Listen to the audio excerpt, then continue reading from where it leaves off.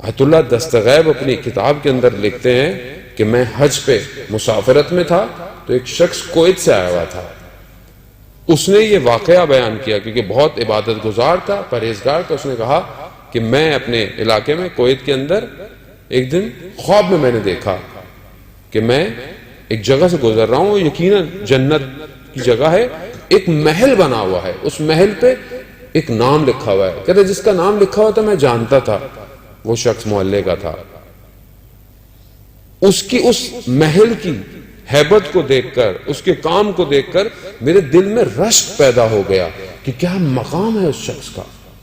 لیکن میں ابھی دیکھ ہی رہا تھا کہ اچانک سے ایک عجیب سی بجلی گری اور سارا محل ریزہ ریزہ ہو گیا۔ میں اس خوف سے کہ یہ کیا ہو گیا، اچانک میری آنکھ کھل گئی۔ صبح اٹھا، میں اس شخص کی خدمت میں گیا، کہا مجھے یہ بتاؤ کہ کل رات کو تم نے کوئی کام انجام کیا؟ اس نے کہا نہیں۔ اس نے کہا میں قسم دیتا ہوں ایک راز ہے میرے پاس، میں تمہیں بتاؤں گا، مجھے بتاؤ تم نے رات کو کیا کیا۔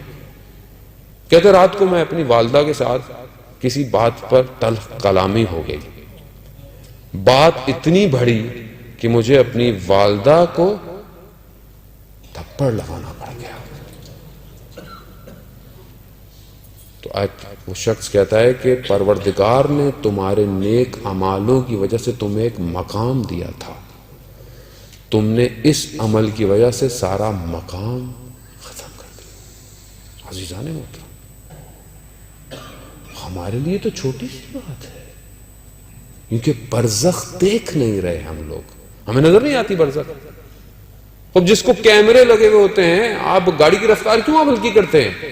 کیونکہ آپ کو پتا ہے کہ کیمرہ لگا ہوا ہے، ذرا سا تیز جاؤں گا 100 دھرم، 200 دھرم، 500 دھرم۔ کیوں؟ کیونکہ آپ کو علم ہے کہ کیمرہ آپ کو دیکھ رہا ہے، مگر خدا کی دستگاہ ہمیں 24 گھنٹے دیکھ رہی ہے، ہمیں علم نہیں ہے۔ وہ ہمارے حال سے واقف ہے، ہماری نیتوں سے واقف ہے، اور وہی عمل ہیں کہ جو مجسم ہو رہے ہیں خدا کی بارگاہ میں۔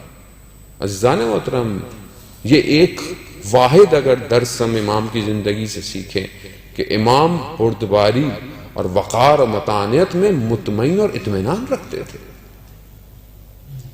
مومن ہے ہی وہی روایات کی روشنی میں کہ جس کی زندگی میں تلاطم نہ ہو، کہ ذرا سا کچھ ہو جائے تو اچانک سے پھٹنا شروع ہو جائے۔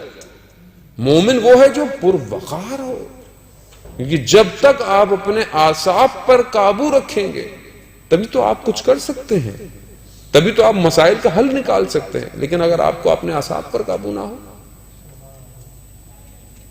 ہم تو نمک کم ہو کھانے میں، یہ کیا بنایا ہے، میں اتنی محنت کر کے آتا ہوں۔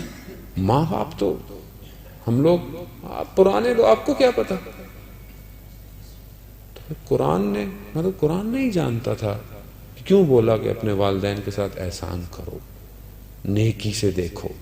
عزیزان محترم، ہمارا سب سے بڑا مسئلہ، ہم بہت نمازیں پڑھتے ہیں، بہت عمل کرتے ہیں، لیکن یہ جو اطراف کی چیزیں ہیں یہ سارے اعمالوں کو کھینچ لیتا ہے، تبھی تو دل مضطرب ہے، ہر وقت اطمینان نہیں ہے، پریشان ہے، اور دنیا مادیت اتنی تیز ہمیں گھما رہی ہے کہ ہمیں پتہ نہیں چل رہا کب صبح ہے اور کب شام ہو رہی ہے۔